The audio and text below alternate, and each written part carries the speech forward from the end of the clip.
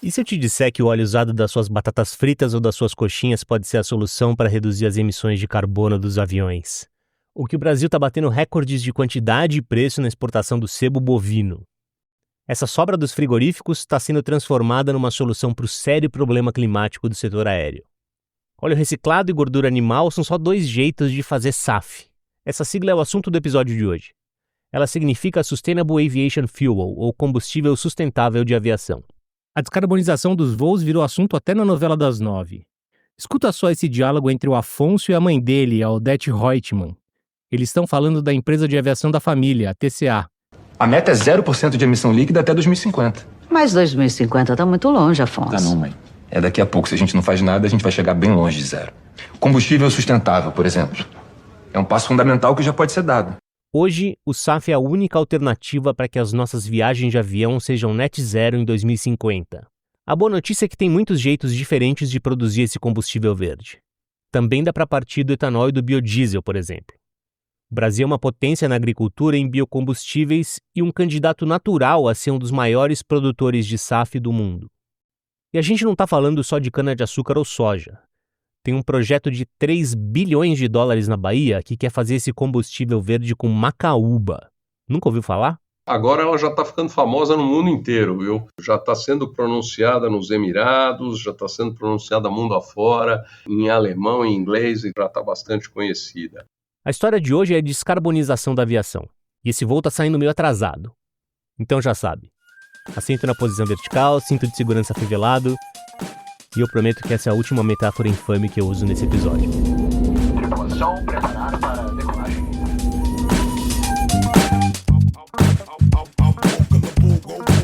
Meu nome é Sérgio Teixeira Júnior e esse é o Carbono Zero. A cada 15 dias a gente vai te contar histórias da construção de uma economia diferente, de baixo carbono, que respeita o planeta e as pessoas. Este episódio é um oferecimento de Marfrig e BRF. Do total dos gases de efeito estufa que a humanidade lança na atmosfera, que porcentagem você acha que vem dos voos? Vou dar um tempinho para você pensar. 2,5%. Suspeito que você tenha chutado um número mais alto, talvez bem mais alto. É meio automático pensar em aviação quando a gente fala de mudança do clima e emissões de carbono. Só que produzir aço ou cimento tem um impacto bem maior. Somando esses 2 setores, a gente está falando de uns 15% das emissões globais. Mas isso não quer dizer que a aviação possa ficar para depois. A emergência climática já começou. A gente tem que fazer de tudo para evitar que ela fique ainda mais grave. E o SAF é a única esperança para transformar a aviação. Não é nenhum exagero. Avião elétrico, por enquanto, só se for muito pequeno. As baterias ainda são pesadas demais para os aviões que fazem rotas mais longas. Hidrogênio verde, quem sabe um dia, a produção mundial ainda é minúscula. Você teria que projetar aviões completamente novos e depois fazer testes exaustivos para garantir que eles são seguros. O SAF tem algumas vantagens muito importantes. Ele é uma solução que eles chamam de drop-in. Esse jargão significa que ele pode ir direto para o tanque dos aviões que estão voando hoje. Não precisa mexer no motor nem na estrutura de abastecimento. E a gente já sabe e está fazendo SAF. Tem tecnologias conhecidas e dominadas e outras que estão sendo desenvolvidas. O mundo vai precisar de todas elas, e rápido. No ano passado, o total mundial de produção de SAF foi 0,3% do volume do querosene de aviação tradicional. Os investimentos estão acontecendo, só que eles vão ter que acelerar. E junto com isso, o preço do SAF vai ter que cair. Hoje ele custa 3 ou 4 vezes mais caro que o querosene de origem fóssil. Em alguns lugares do mundo, as empresas aéreas já são obrigadas a colocar um pouco de SAF no tanque. Atenção, passageiros do voo. A ideia é ir aumentando essa mistura com o tempo. O problema é que hoje ninguém sabe dizer com certeza se vai ter SAF disponível para cumprir essas regras. O SAF hoje no mundo, ele é um produto que ele tem muito mais demanda do que oferta. Eu aposto que vocês tenham tido bastante trabalho, porque todo mundo fala de SAF, mas pouca gente viu, né? Exatamente. Então a gente tem uma estrutura fora, a gente tem um escritório em Roterdão, um escritório em Houston, então a gente colocou os nossos traders para identificar esses fornecedores potenciais, como a gente faria essa compra. E foi um processo longo. Em vários momentos a resposta era, olha, eu não tenho SAF para te fornecer porque a minha produção está toda vendida já aqui, notadamente para a Europa, algumas partes dos Estados Unidos. Esse é o Marcelo Bragança. Ele é vice-presidente de operações da Vibra. A Vibra é a maior distribuidora de querosene de aviação do Brasil e foi a primeira empresa a importar SAF para abastecer os aviões por aqui. Esse combustível que a Vibra comprou está no aeroporto do Galeão, depois de dar uma volta inteira no mundo praticamente. A gente vai voltar a falar dessa longa viagem e também dessas obrigações de usar o querosene sustentável, inclusive aqui no Brasil. Mas antes eu vou te explicar um pouco melhor o que é esse tal de SAF. Atenção passageiros e tripulantes que irão atender os avisos de atraso. 1 litro de SAF é idêntico a 1 litro de querosene de aviação. Esses dois combustíveis podem ser misturados, que é o que já estão fazendo hoje. E já aconteceram voos de teste só com SAF no tanque. E a Embraer realizou um teste de voo usando somente combustível 100% sustentável em uma aeronave E195-E2 da empresa. Hoje os aviões podem decolar com 50% de SAF no máximo. Na prática isso não importa muito. A produção atual ainda é minúscula. E como eu estava dizendo no começo do episódio, tem vários caminhos tecnológicos para produzir esse novo combustível. O que está mais avançado hoje em dia usa óleos e gorduras animais.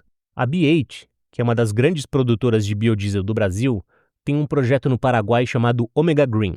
Eu conversei com o Erasmo Batistella, que é o presidente da B8, e pedi para ele falar um pouco desse processo de produção. Nós estamos no projeto Omega Green na rota tradicional, que é a REFA, é a rota tecnológica mais utilizada. Essa rota tecnológica ela segue o princípio de uma refinaria, como se fosse uma refinaria de petróleo, onde nós alimentamos de matéria-prima óleos vegetais, gorduras e também podemos alimentar com óleo reciclado.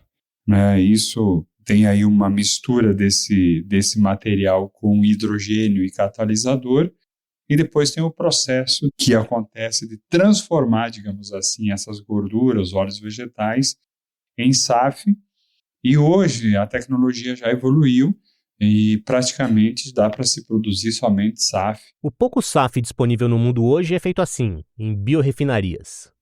E elas não são muitas pelo mundo. Os americanos saíram na frente por causa dos incentivos do mega pacote verde do governo Biden, o IRA. Um dos objetivos do plano era garantir que os Estados Unidos chegassem em 2030 produzindo SAF suficiente para abastecer 10% da frota americana.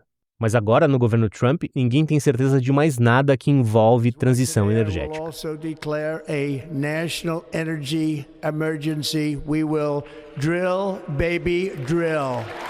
O projeto da B8 no Paraguai ainda está na fase da engenharia. Tem outros por aqui no mesmo estágio, incluindo aquele da Macaúba, na Bahia. A gente já vai voltar para ele. Mas antes, o assunto é fritura. Olha, tem uma coisa que eu posso afirmar aqui sem medo de errar nenhum. Então afirme. Esse negócio de batata frita é preferência nacional. Hoje, a principal matéria-prima usada para fazer SAF é o óleo de cozinha usado. Infelizmente, não estou aqui para te dizer que comer mais fritura vai ajudar a salvar o planeta. Não tem batata frita no mundo que dê conta da demanda de SAF que vem por aí. Os países europeus consumiram 8 vezes mais óleo usado do que conseguiram coletar em 2023, segundo um levantamento. Ou seja, eles tiveram que importar essa diferença. Não é um problema trivial. Imagina a logística para recolher todos esses resíduos de dezenas de milhares de restaurantes. A coisa é tão séria que a Japan Airlines fez um acordo com uma rede de varejo japonesa para garantir o fornecimento do óleo que vai ser transformado em SAF. A China é a maior exportadora desse tipo de resíduo no mundo inteiro. Só que eles já estão chegando no limite do que eles têm para vender. Além disso, eles também querem fazer o próprio SAF. Nem que o país inteiro passasse a comer só rolinho primavera daria para fechar essa conta. Um outro ingrediente improvável que está indo parar no tanque dos aviões, depois de uma transformação, é claro, é a gordura animal. Em fevereiro, os frigoríficos brasileiros exportaram cada tonelada de sebo por R$ 1.112. É um preço recorde. As exportações do Brasil cresceram quase 180% em março na comparação com o mesmo mês do ano passado. Esses dados são da consultoria Argos. Essa valorização é boa para quem produz carne. Reaproveitar o óleo de cozinha, a tal economia circular, também é uma ótima notícia para todo mundo. Só que ela sozinha não vai resolver o problema do carbono na aviação. O mundo precisa de muito SAF. E parte da resposta está numa conexão entre a lavoura e o aeroporto. Agora a gente vai fazer uma pequena pausa, mas não vai embora. Na volta a gente fala da Macaúba. As mudanças climáticas estão aí e os impactos já são sentidos. Calor extremo, secas prolongadas, chuvas intensas. E empresas responsáveis têm um importante papel para reverter esse cenário. Duas das maiores companhias de alimento do mundo, Marfrig e BRF, são extremamente comprometidas com a produção de baixo carbono. A Marfrig já monitora 100% dos fornecedores diretos de gado em todos os biomas e deve atingir 100% dos indiretos ainda este ano. Investe em genética de rebanho, tecnologia para medir carbono no solo, sistemas integrados com a Embrapa e práticas que ajudam a preservar a vegetação nativa e a regenerar o solo. A BRF também tem um plano robusto, monitora toda a cadeia de grãos. Produz mais de 60% das aves e suínos com energia solar e avança com eficiência, inovação e fontes renováveis em toda a sua operação. Com ações concretas, Marfrig e BRF mostram que é possível alimentar o mundo com sustentabilidade. No novo episódio do Economia do Futuro, uma conversa franca sobre os limites e as possibilidades dos créditos de carbono. Esse mecanismo existe faz 2 décadas, mas até agora seu impacto continua muito aquém do esperado. Conversei com Pedro Moura Costa, uma das maiores autoridades no assunto, pioneiro no primeiro projeto de carbono do mundo e fundador da EcoSecurities, que liderou esse setor nos anos 2000. Para ele, o mercado voluntário está com os dias contados. Mas o regulado, esse sim, pode florescer. Siga o Economia do Futuro no seu player favorito, por uma economia de carbono zero, mais justa e alinhada com a natureza.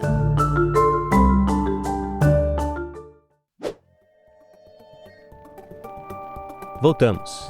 Esse é o segundo episódio do Carbono Zero. No primeiro a gente falou do metano, que é um potente gás de efeito estufa que os bois e as vacas soltam quando arrotam. E eles arrotam muito. Para não perder nenhum episódio, se inscreve no nosso podcast. É só clicar no botão que diz seguir ou assinar, depende do tocador que você usa. E se você estiver gostando mesmo do Carbono Zero, pode contar para os seus amigos. E agora o assunto é a famosa macaúba. O Brasil tem uma das indústrias mais desenvolvidas do mundo de biocombustíveis e é uma das maiores potências agrícolas do planeta. A gente planta muita cana, soja e milho para fazer etanol e biodiesel. Só que já existem obrigações de misturar esses produtos no combustível que vai para o tanque dos carros e dos caminhões. Para fazer SAF, a gente vai precisar de muito mais. Foi por isso que a Selen Renováveis decidiu apostar tudo na macaúba. Posso te dizer, foi quase um encontro fortuito, conversando com pesquisadores, com o pessoal da USP, da Exalc, da Viçosa, da Embrapa. Eles trouxeram para a gente essa ideia aqui, essa frutinha, essa é a macaúba. Todo brasileiro já encontrou uma macaúba, talvez não tenha sido apresentado a ela ou não tenha confundido com outra árvore. Ela é da América Latina, tá? E ela tem uma característica, não vai competir por alimentos, tá certo? E, na verdade, tem 40, 50 anos de pesquisa aqui, feito por entidades líderes, né, de pesquisa, tanto no Brasil quanto lá fora, né, Fraunhofer Institute da Alemanha, e que sempre apontaram esse potencial. Esse é o Luiz de Mendonça. Ele é o CEO da Selen e da Selen Renováveis. Foi ele que falou no começo do episódio que a macaúba está ficando famosa no mundo inteiro. O Luiz mencionou uma das razões para isso. O SAF de macaúba pode ser exportado para a Europa. As regras da União Europeia proíbem a importação de SAF feito com matérias-primas que podem competir com a produção de alimentos. Existe uma grande discussão a respeito disso. Muita gente diz que é uma forma mal disfarçada de protecionismo. Só que a macaúba não tem esse problema, como diz o Luiz de Mendonça. E esse foi um dos motivos para escolher a planta. Mas não foi o único. Primeiro, ela não é uma planta muito exigente. Ela não exige muita água, ela pode crescer em um solo degradado, um solo mais pobre, um solo que não vai competir com outras culturas, um solo que não teria viabilidade econômica, tá? E na natureza a gente já encontra ela com um potencial de produção de 7 a 10 vezes mais litros de óleo vegetal por hectare do que o óleo de soja. O interessante é que o dinheiro dos donos da Selen vem do petróleo. A Selen e a Selen Renováveis são controladas pelo Mubadala, o Fundo Soberano de Abu Dhabi nos Emirados Árabes Unidos. É lá que fica Dubai. O Mubadala comprou da Petrobras uma refinaria tradicional de petróleo que fica em Mataripe, na Baía de Todos os Santos, perto de Salvador. A Selen Renováveis quer produzir o SAF ali do lado. O plano é montar um sistema totalmente integrado. Isso inclui ser dono da maior parte das terras onde a macaúba vai ser plantada. Um pouco vai ser comprado de produtores independentes. Mas eles querem ter 160 mil hectares de fazendas próprias, que daria para produzir 1 bilhão de litros por ano. A Acelen também está montando um centro tecnológico no norte de Minas Gerais. Ele vai ter 2 funções principais. Primeiro, fornecer sementes e mudas para plantar toda essa macaúba. Segundo, eles vão estudar a planta. A ideia é tentar descobrir quais as variedades que dão mais óleo, por exemplo, ou então crescem mais rápido. O investimento total previsto é de 3 bilhões de dólares. O projeto ainda está na fase dos estudos financeiros. O Luiz de Mendonça diz que espera bater o martelo até o fim desse ano. Tem outras empresas no Brasil e no exterior que estão planejando investir nessas fábricas ou nessas biorefinarias de SAF. Mas será que a gente vai avançar na velocidade que o mundo precisa? Foi essa a pergunta que eu fiz para Mary Owens Thompson. Ela é economista-chefe da IATA, a Associação Internacional de Transporte Aéreo, a entidade que reúne todas as companhias aéreas do mundo. Com certeza. Só que não estamos vendo investimentos suficientes por enquanto. Hoje estamos lentamente chegando a 1% de combustíveis sustentáveis de aviação em comparação com o total.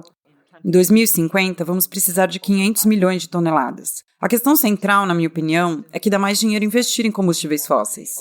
Esse é o dilema. É por isso que precisamos que as políticas públicas ajudem a mudar essa conta. Um exemplo de política pública são os chamados mandatos, que são essas obrigações de colocar um pouco de SAF no tanque. Quando as empresas europeias decolam de algum aeroporto do continente, elas já têm que usar 2% de SAF. Em 2030, a porcentagem sobe para 6%. Em 2040, chega a 34%, até o limite de 70% em 2050. Nunca vai ser 100%, e a gente já te explica por quê. Aqui no Brasil vai ter uma regra parecida. Ela faz parte da Lei do Combustível do Futuro, que foi aprovada no ano passado. Mas a regra brasileira tem uma diferença importante. Em vez da porcentagem de mistura de SAF, ela vai levar em conta a redução de emissões. É que a conta de carbono do SAF inclui o ciclo inteiro da produção. Entra o carbono que foi capturado no plantio da macaúba ou da soja, por exemplo, e também o transporte em caminhões até chegar no destino, no uso, no aeroporto. O Marcelo Bragança da Vibra não quis me contar exatamente de onde saiu o combustível que eles compraram. Disse só que veio da Ásia e deu praticamente uma volta no mundo antes de chegar no Brasil. Esse SAF ele foi adquirido na Ásia, ele foi num navio para Antuérpia, na Bélgica, foi transferido para um tanque de armazenagem. Desse tanque de armazenagem, ele foi transferido para os isotanques que nós trouxemos, né? São tanques container, né? Vamos dizer assim. São 23 desses tanques, né? Com 550 mil litros, que foi o volume que a gente importou. Então, da Antuérpia, a gente trouxe para o Brasil, descarregamos aqui no Porto do Rio, levamos para o aeroporto do Galeão, e lá está num tanque hoje pronto, já dentro desse blend com querosene de aviação, já pronto para ser comercializado e entrar aí nos tanques dos aviões. Transporte marítimo, obviamente, também emite carbono. O Bragança diz que mesmo com essa longa viagem, o SAF da Vibra ainda garante uma redução de 80% nas emissões na comparação com o uso do querosene de aviação tradicional. A expectativa é que um dia os navios também tenham essa emissão líquida zero. Mas isso também vai demorar e muito. Aí vem uma outra pergunta. O Brasil tem um potencial para produzir muito desse bioquerosene. Só que o nosso consumo é relativamente pequeno comparando com os Estados Unidos e a Europa. Vai fazer sentido ficar mandando SAF para o resto do mundo? Tem um sistema que está sendo usado para tentar resolver ou contornar esse problema. Ele se chama Book and Claim. Imagina que aqui no Brasil tem uma produção excedente. Em vez de colocar no navio tanque e mandar para a Europa, o combustível seria usado por uma empresa daqui, a Gol, por exemplo. Ela pagaria o preço do querosene tradicional, o combustível fóssil. Aí a British Airways pagaria a diferença do preço para o SAF e teria o direito de contar para ela, a British, a redução de emissões. Seria quase um crédito de carbono, vamos dizer assim. Atenção passageiros e tripulantes, queiram atender os avisos de atar cintos de segurança e permaneçam sentados. Estamos atravessando uma área de turbulência. Como você percebeu, tem muita coisa que precisa acontecer para descarbonizar a aviação. Tem tecnologias em desenvolvimento para transformar o nosso etanol em SAF. Tem também um tipo de combustível 100% sintético. Ele usa o carbono capturado antes de ser lançado na atmosfera, por uma indústria, por exemplo, mistura com hidrogênio verde e faz o que eles chamam de eSAF. E além dessa questão de desenvolvimento industrial, o preço do SAF precisa cair rápido. Se tudo isso acontecer, se tudo der certo, em 2050 o SAF vai cortar mais ou menos 2/3 das emissões dos voos. É isso mesmo. O SAF sozinho não vai garantir o net zero da aviação. E aqui é bom a gente sempre lembrar, net zero significa um balanço líquido de carbono. A gente não está falando de aviões zero emissões. Um avião que queima SAF também emite carbono. Só que não é um carbono novo, entre aspas. Não é um carbono que a gente tirou do fundo da terra ou do fundo do mar na forma de petróleo. Para fechar a conta, as empresas aéreas vão ter que comprar créditos de carbono. Elas vão compensar o terço final, o terço que o SAF não vai dar conta. É um assunto polêmico e a gente vai falar dele em detalhe em outro episódio. Tem muita gente que diz que essas compensações são um direito de poluir. E tem várias denúncias de fraude e outros problemas em projetos que geram crédito de carbono. O que você tem que saber é que tem um mercado de carbono específico para o setor de aviação e a ideia é que esse mercado tem uma exigência bem alta em relação aos créditos que as empresas podem comprar. Mas pode ter certeza que essa discussão toda sobre a efetividade e a integridade dos créditos de carbono vai continuar por um bom tempo.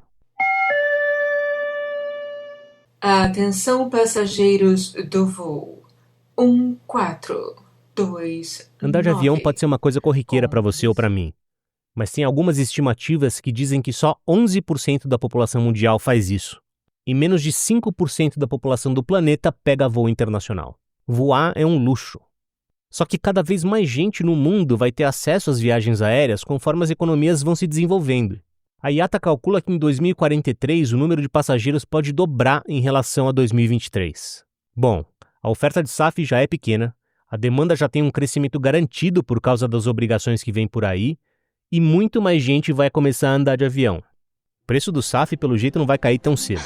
Aí você já está exagerando, Afonso. A TCA é uma empresa de aviação. Sim, que precisa entrar numa linha de crédito de carbono, urgentemente. Ninguém liga para isso na hora de comprar passagem. Isso encarece muito, as pessoas preferem o ticket mais barato. Mas vamos começar a ligar. As pessoas estão se dando conta de que esse ar que a gente suja para ganhar dinheiro é de todo mundo. Quem vai pagar essa conta? Você e eu. Bom, se você comprar uma passagem da Lufthansa ou da Virgin Atlantic, já está pagando. Essas são só 2 empresas que começaram a cobrar uma taxa extra para cobrir os custos do combustível sustentável. As empresas da Europa, inclusive, já estão pedindo uma revisão dessa mistura obrigatória. Elas dizem que não tem SAF suficiente no mundo, e o que tem custa caro demais. O combustível é um dos maiores custos de uma companhia aérea. E apesar do preço das passagens, que parece que está sempre ficando mais caro, elas não estão exatamente nadando em dinheiro. Foi o que me disse a Mary Owens Thompson, da IATA. Se não tivermos como pagar por isso, bem, então todos iremos à falência. E isso também será terrível. Os custos envolvidos são assustadoramente altos em comparação com a lucratividade do setor. Este ano, estamos prevendo uma margem de lucro líquido de 3% para a aviação global. Aviação civil global para o nosso setor como um todo. 3%, sim. Isso é, obviamente, um número baixo. Enquanto as próprias companhias de petróleo provavelmente estão obtendo margens de lucro de cerca de 20%. Na média mundial, segundo ela, o querosene representa 30% dos custos de uma empresa aérea. No Brasil, essa fatia é ainda maior. O combustível de aviação no Brasil já é o mais caro do mundo. E ele representa mais ou menos 40% do custo operacional de uma companhia aérea aqui no Brasil. Se a gente aumentar 5 vezes o preço da linha mais cara de operação, o setor aéreo no Brasil, na América Latina como um todo, não vai aguentar. Esse é o Felipe Alvarez. Ele é gerente de sustentabilidade e governança da Azul. Ele defende políticas públicas para incentivar a produção de SAF aqui no Brasil, o que ajudaria a baixar os preços. E isso já está começando a acontecer. A Selen, aquela da Macaúba, conseguiu um financiamento de 260 milhões de reais do BNDES para desenvolver o centro tecnológico que eles vão criar lá em Minas Gerais. Tem uma outra iniciativa também do BNDES com 6 bilhões de reais para apoiar projetos de SAF ou de combustíveis sustentáveis para usar na navegação. Essa é uma parceria com a FINEP, que é um outro órgão do governo federal que apoia o desenvolvimento de novas tecnologias. O Brasil tem mais competitividade, tem um combustível, tem a Embraer para desenvolver tecnologia, tem a Petrobras que está nisso, tem a Vale do Rio Doce, tem Itaipu. Então nós temos que agora juntar e ver os melhores planos de negócios e pisar no acelerador para sair na frente. Se o projeto é bom, não vai faltar recurso. Nós vamos fazer, porque é um mercado gigantesco e é uma grande oportunidade.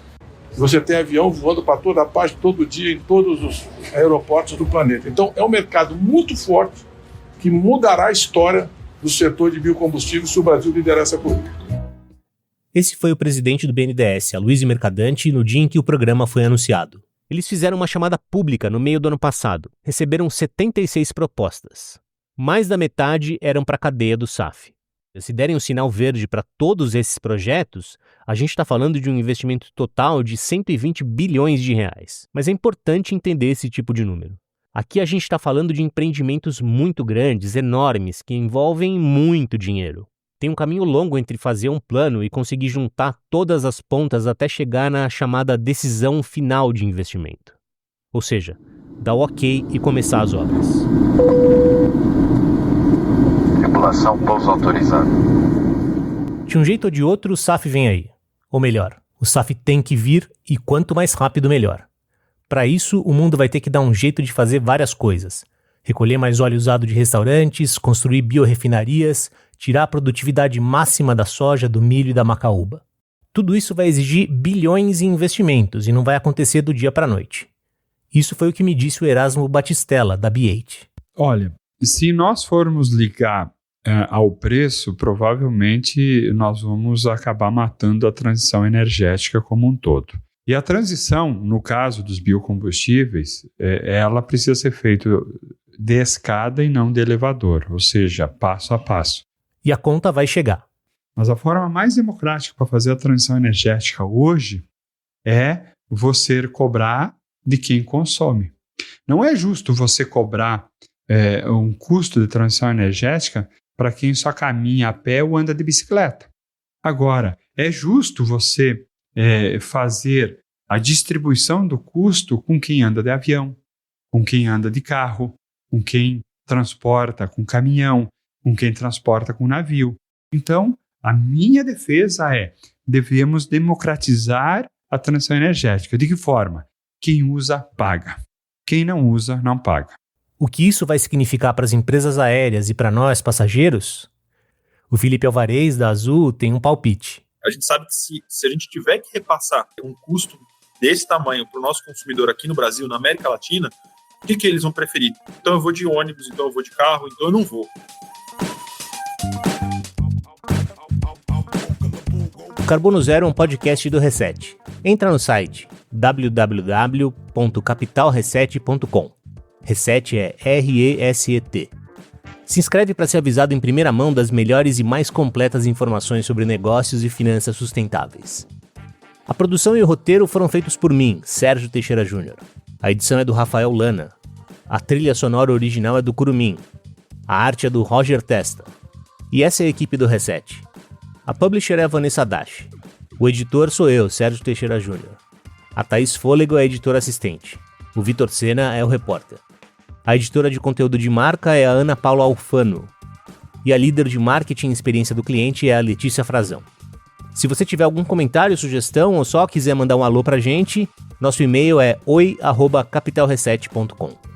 Obrigado pela audiência e a gente se vê no próximo episódio.